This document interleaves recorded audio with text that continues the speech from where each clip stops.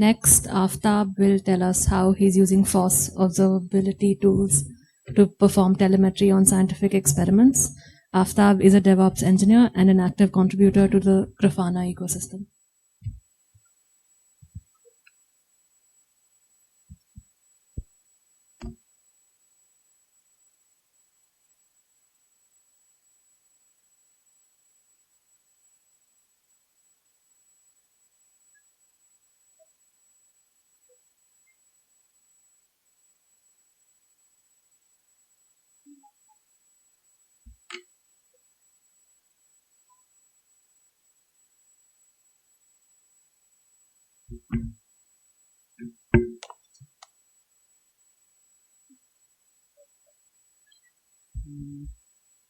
I'll connect the HDMI directly.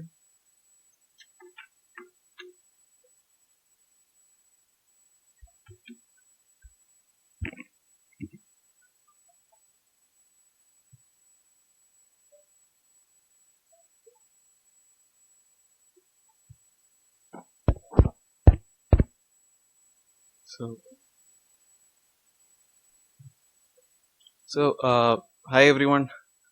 Malayalis. Yeah, I mean, I have been talking to a few people downstairs, and I was just randomly saying I've seen more Malayalis here in Bangalore rather than in Kochi. So, yeah, thank you all for coming, and thanks for tuning into my talk. So, my name is Aftab. I do DevOps for a living. For fun, I do organize meetups. I do attempt a few, stand-up comedy, which is basically the same thing. You try to make people laugh by hoping that they learn something new. Yeah, so usually I talk about containers, DevOps, CI/CD, all those things. But today I'm thinking of going off script. So yeah, let's talk science. Science is, it's supposed to be exact. It's supposed to be, it needs to be perfect, right? But in real world, it's not. It's messy. So just imagine you have an experiment, but you cannot replicate it, reliably. But what's the problem with that, right? You create a few experiments and you try to replicate it, but it fails. The problem is, the findings related to those experiments. It becomes really questionable. Now, this is how modern science is today. I mean, we all have that naming convention, that weird naming convention that we use for our codes. This is kind of similar, uh, just that they are facing it very badly. Now, most of what they create is not 100% reproducible. It's more like, oh, what do you say? If you okay, you run a code, it works for you once, but if someone else runs the same code, it fails. But that doesn't mean the whole thing that the initial person did is wrong, right? So this, in our world, it's called a bug. In this world of science, it has another name. It's called the reproducibility crisis. Like I mentioned, over 50% of the published findings are, it cannot be reproduced. So that is actually a problem. So yeah, now I would like to, I mean, it's more like an illustration that I made. So science also has a workflow. So you start with a theory or a hypothesis, you experiment it, you collect the data out of it, you analyze the data, then you publish it. Now, after publishing it, there is a few people who does a peer review, and they try to replicate it, right? They try to replicate whatever they found through the publishing. Now, if that fails, again, the findings that they made is going to be a problem. Now, after that, they refine it. This is a continuous loop. Now, have you seen this loop somewhere? Yeah, I'd like you guys to say it out loud. Yeah, it's actually DevOps. So that's what I was trying to, bring into. Science has been doing DevOps for a while now, but just that they don't use version control or let's just say containers or anything. It's just that they weren't using the right tools. Now, recently, not recently,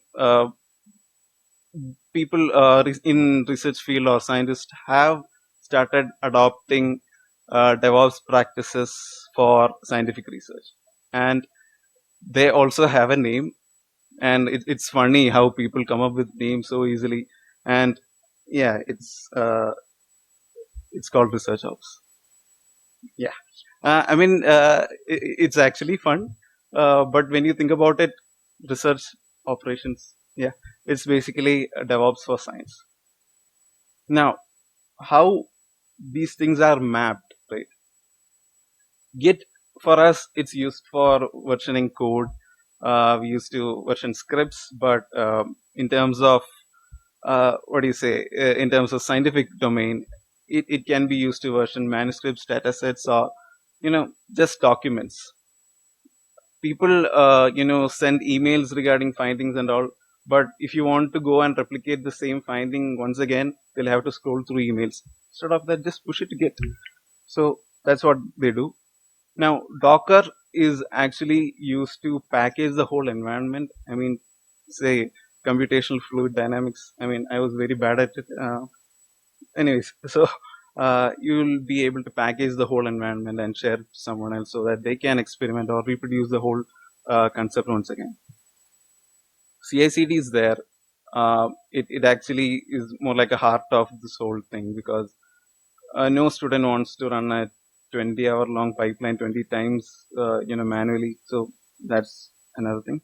Kubernetes actually plays a very vital role in this whole research ops concept, which I'll come to it soon. Kubernetes, there are multiple workloads in high performance computing systems. So they require scaling things up and down pretty much instantly and more efficiently. So that's where Kubernetes steps in. Then there's Prometheus and Grafana. I know my talk is about observability, but this is going more out of observability. Anyways, Prometheus and Grafana can monitor pretty much everything. I mean, it's like more like a match made in heaven, if you want to put it like that. Now, I have just mapped everything, almost every tools that we commonly use as DevOps engineers to how researchers use. You want evidence? This is your evidence. So you can see CERN. How many of you have heard about CERN? Yeah, the LHC guys. People who shuts down their whole operations for like a few months and then they'll come back. You know what they do while shutting down? They actually update their clusters. They update their servers. Recently, a shutdown was actually meant to migrate all the virtual machines to Kubernetes clusters. That's how they use it. In biology, to be more precise, in genetic engineering and genomics, people use Git and other CI/CD tools for a better thing. They also have a name for it. It's called BioDevOps. I know, funny, right? Now, then there is Git used for research projects. There's Grafana and Prometheus and other things used to monitor plants. Then there is Docker for genomic workflows. They package all the workflows together and you just publish it. Then there's Terraform, who comes in and goes. So, with that being said, what I'd like to say is, if DevOps helped us debug Kubernetes or something, maybe, just maybe, I'm not saying it would, but it could help us debug the universe. It's just the same tools, but a different use case, right? But that doesn't mean it does not come with challenges. It does have challenges, mainly, cultural and technical. In terms of cultural, you cannot expect a scientist to learn all the Docker commands or the Git commands right away. Right? I mean, they cannot. I mean, most of the researchers still use their personal diaries as lab notebooks. So there's that. Then there is technical. High performance computing systems and legacy messy systems does not actually play well with pipelines, cloud based pipelines now. But then again, DevOps was once hard.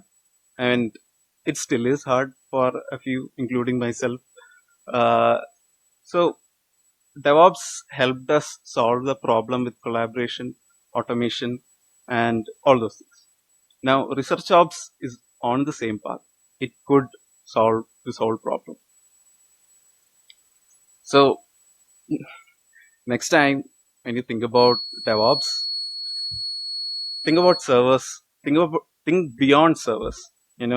Maybe science, maybe how to track your Bumble profile. I'm not sure if someone gets that. Uh, so yeah, since this is a science-based talks, I had to go through a lot of research papers. The last time I went was like 2 years ago. Feel free to go through that. So yeah, thank you so much for listening. And if you want to talk about DevOps, science, or just grab some food, hit me up. Thank you. We have time for maybe one question.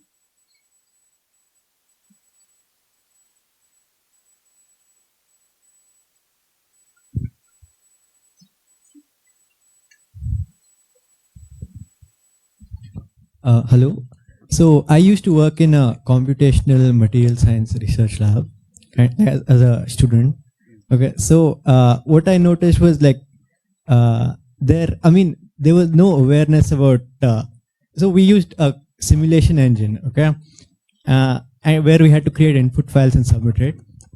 When like the people before me who were working there, they had like file in one each file successive file they used to create like 20 30 versions of it, and like they had no awareness of git and all that kind of stuff. And like when I learned about Jenkins, I realized I could create the whole pipeline for my thing.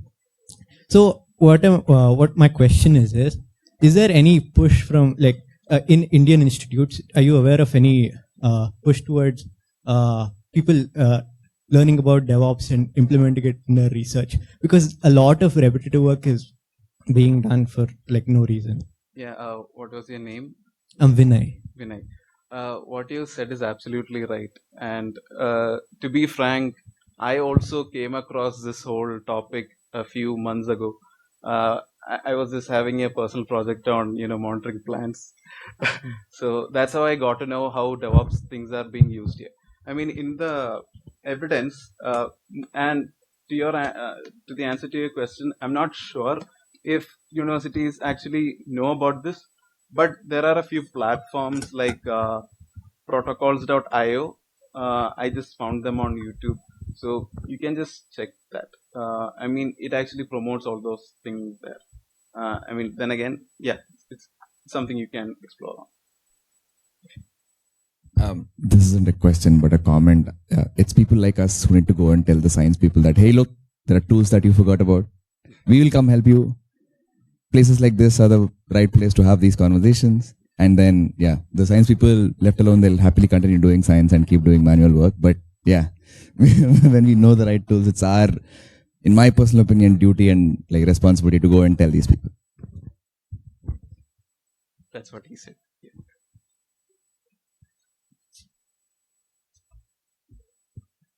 Next